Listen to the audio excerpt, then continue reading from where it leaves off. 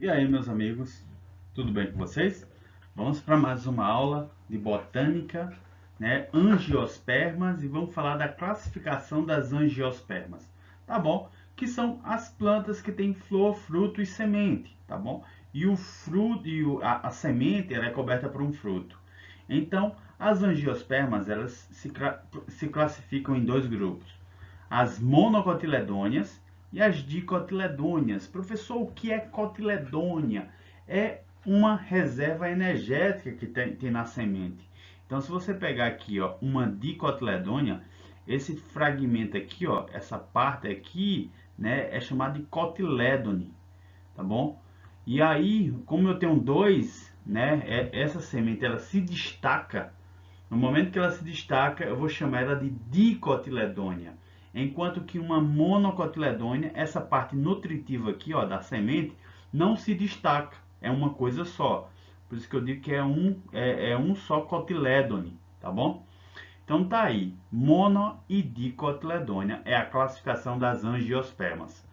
Pessoal, as monocotiledôneas, aquelas que têm a semente que não se destaca como a principal característica, eu tenho um exemplo clássico aqui, né? O milho, tá bom? A cana de açúcar, tá bom? Ela vai ser uma monocotiledônea. A grama. Então se você parar para pensar, né? Toda angiosperma tem semente e fruto, então quer dizer que essas plantas aqui também têm semente e fruto, mesmo que você não veja frequentemente, tá bom? Principalmente a grama, tá bom? E principalmente a cana-de-açúcar. Mas sim, elas têm semente e fruto e têm flor, então são monocotiledôneas. Vamos falar um pouquinho dela aqui.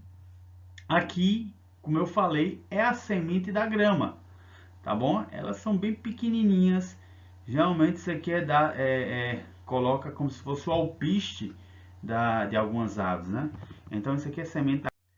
Tá aí, galera. Outro exemplo de uma planta monocotiledônea, o babaçu, tá bom? É uma planta ela é bem frequente no Rio Grande do Norte e ela tem esse tipo de semente aqui que não se destaca. Tá certo? Aqui, ó, só se você partir o fruto e você partir a semente, mas ela não tem nenhum destaque, ela não se destaca em dois cotilédones, então eu classifico ela como monocotiledônea, tá bom? E aqui nós temos outro fruto, né, de monocotiledônia, que é a banana com semente. Essa aqui é a banana original, é a banana completa. Significa que ela foi fecundada, ela originou a banana e as sementezinhas, tá bom? A banana que nós temos no mercado, na feira, é uma banana que vem sem semente, no caso, ela não sofre fecundação.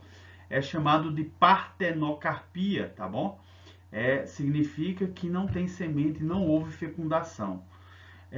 Mas essa é a banana original que se encontra frequentemente no litoral, tá bom? E se você mastigar isso aqui, você pode quebrar até os dentes porque a semente é muito dura, tá certo?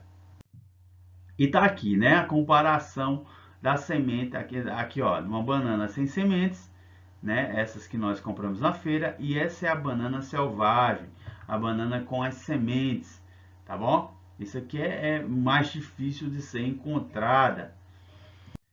Tá aí. Outra diferença, né, entre uma monocotiledônia e uma dicotiledônia é a raiz, tá bom? Quando eu pego aqui a planta, um milho, né, uma planta de milho, eu vou ver que a raiz ela parece um balaio de gato, né, uma raiz fasciculada, ela não tem nenhuma raiz principal, ela é cheia de ramificações sem nenhuma raiz principal, tá bom? Então é chamado de fasciculado. Outra coisa que caracteriza as monocotiledôneas é o caule, né? A gente abre aqui, ó, os vasos condutores são bem dispersos, né? Bem espalhados ao longo, né? Não há nenhum vaso condutor principal, então é tudo difuso, tá certo? Os vasos condutores, tanto xilema quanto floema, tá certo? Então, se fizermos uma comparação, aqui vai ser um vaso das monocotiledôneas, né, todo difuso, e aqui os vasos condutores de uma dicotiledônea, floema e xilema, né, xilema mais interno, floema mais externo. Quanto à folha, né? As folhas das monocotiledôneas são paralelinérvias. O que significa isso? Ela tem essas nervuras paralelas. Quando eu pego aqui no caso a cana de açúcar, se eu pegar aqui o milho, tá bom? Eu vou encontrar essas nervuras paralelas. Quanto à flor, elas são trímeras, né? São formadas por 3 pétalas ou múltiplo de 3, tá bom? 3, 6. Então tá aqui, ó, uma flor, né, monocotiledônea, sempre em 3 pétalas, né? Ou múltiplo de 3, né? No caso aqui tem que ser 6, né? No caso de uma orquídea, 1, 2, 3, 4, 5, 6. Isso aqui é uma pétala modificada nas orquídeas. Então, quando eu vejo as orquídeas, eu vejo aqui, ó, 6, né? 3 ou múltiplo de 3. 1, 2, 3, 4, 5, 6. Uma pétala modificada. Eu coloquei essa imagem aqui interessante, né? De um louva-a-Deus fazendo uma espécie de mimetismo, né? O louva-a-Deus ele está imitando uma orquídea. Provavelmente o louva-a-Deus ele vai conseguir capturar alguns insetos que pensem que ele é uma orquídea, tá certo? Quando um animal ele imita outro ser vivo. Então tá aqui, um animal imitando um ser vivo. Outra espécie, né? Temos aqui dessa planta aqui que imita um pássaro, né? Bem interessante esse tipo de orquídea. Já essa imita um pássaro, né? Tipos de mimetismo. Né? Essa aqui, né, é uma trímera, uma monocotiledônea, uma orquídea do tipo Dracula simia, né, imitando um macaquinho.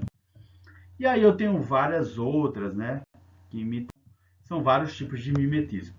Quanto às dicotiledôneas, são aquelas que se destacam, né, o cotilédone são 2. Então eu vou ter o amendoim, eu vou ter o feijão, vou ter a fava, vou ter a ervilha também. Você tira aquela casquinha e você sempre vê o destaque da semente. Enquanto a raiz, eu vou ter uma principal, sempre uma axial ou pivotante, né? Uma raiz principal seguido de outras, sempre com uma nervura principal. Quanto aos feixes, né, aos vasos condutores de uma dicotiledônea, a gente tem vasos condutores centralizados, tá bom? Sempre no centro, né, o xilema e ao redor o floema. Nesse caso aqui, né, xilema aqui e o floema aqui, tá bom? Quanto às folhas, a nervura das folhas, eu tenho uma principal e depois eu vou ter as ramificações, né? No caso é uma folha raticulada, tá bom? Uma principal com suas ramificações. Essa é a folha das dicotiledôneas. Quanto à flor, sempre com 5 pétalas, tá bom? Geralmente com 5, mas ainda você pode encontrar flor do tipo com 2 ou 4, tá bom? Algumas exceções, mas 5 é o mais comum, tá bom? 1, 2, 3, 4, 5, tá aqui, né? 5 pétalas é uma dicotiledônea. Isso aqui é um exemplo bem interessante da maior flor do mundo, né? A Rafflesia arnold, né? Um tipo de flor parasita, né? Ela vive lá no sul da Ásia e aí ela pode chegar a 7 quilos, tá bom? E 1 metro de diâmetro, realmente uma flor gigantesca, né? E aí ela vai ser uma dicotiledônea porque eu tenho 5 pétalas aqui, 1, 2, 3, 4, 5, beleza? Tá aqui o quanto ela é gigante, né? Poderia até botar a cabeça dentro aqui dessa flor, né? Tá aí. A gente tem esse exemplo aqui de flor e eu pergunto, ela poderia ser uma monocotiledônea ou uma dicotiledônea? Nesse caso, ela é, na verdade, uma inflorescência, né? Se você analisar direitinho aqui, né, principalmente o girassol, você olhar cada bichinho desse aqui é uma flor, tá ok? E aí, cada bichinho desse vai ser 5 pétalas aqui, então ela vai ser uma dicotiledônea, tá certo? Então, é uma inflorescência, são várias florezinhas aqui no centro, beleza? Não é uma flor, são várias. E aqui, meus amigos, nós temos aqui o resumo das dicotiledôneas e as monocotiledôneas, tá bom? Quanto à semente, se destacando em duas aqui, os cotilédones, a folha dessa dicotiledônea aqui, ó, é reticulada, tá bom? ela tem uma principal e as ramificações, vasos condutores centralizados, e aqui a flor em 5 pétalas, né? São pentâmeras, tá bom? 5, 1, 2, 3, 4, 5. Quantas monocotiledôneas? Aqui só tem um cotilédone. A folha é paralelinérvia, tá bom? São paralelas às nervuras. Quanto aos vasos condutores, são todos difusos, tá bom? Não há nenhuma centralização, é tudo disperso. E quanto à flor, são trímeras ou múltiplo de 3. Tá ok, galera? Beleza, valeu, até a próxima.